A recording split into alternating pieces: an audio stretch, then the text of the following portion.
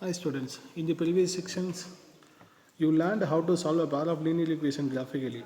But the graphical method is not convenient in case when the point of representing solution of linear equation has non-integral coordinates means fractional numbers, root numbers or decimal numbers.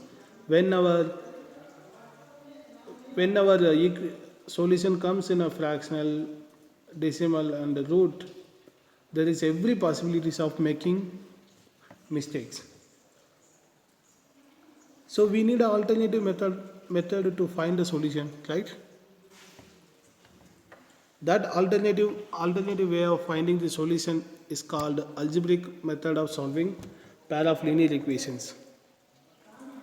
In algebraic way to find the solutions, we have three methodologies we have. One is called the substitution method, another one is called the elimination method, and the third one is called cross multiplication method. So today's class we stick with only the substitution method. Why the method is called substitution? Why the method is called the substitution method? In order to get a solution,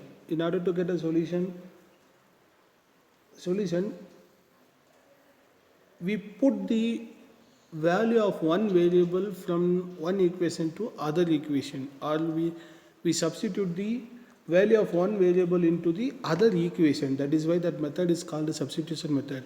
To understand it is better, to understand the substitution method, let us consider to find a solution using substitution method, that following step has to be followed. See what are those steps. In step 1, what we have to do, find the value of one variable. Say we have two variables x and y. Find the value of one variable, say y, in terms of other variable. Other variable is what? X. If we find the value for y, other value will be x from the either equation. Either equation means we get a pair of equations. Pair means two. In the two equations, any one equation we can consider.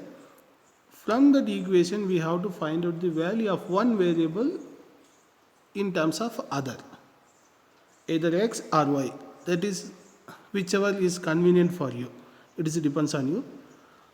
And substitute that value, what we have found, substitute this value of y in other equation and reduce that equation in one variable. While doing this, sometimes we may get statement with no variable. While doing such things,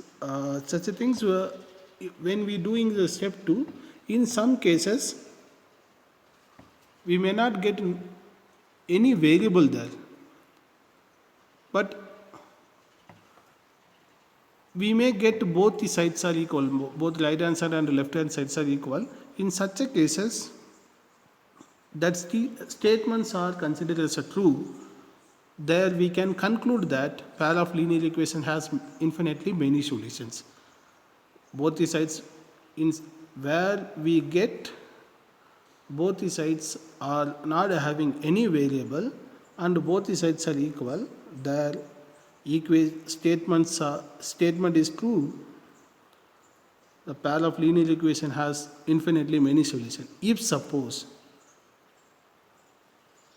when we substituted, we did not get any variable in both sides, but both right hand and left hand sides are not equal, then the given statement is false.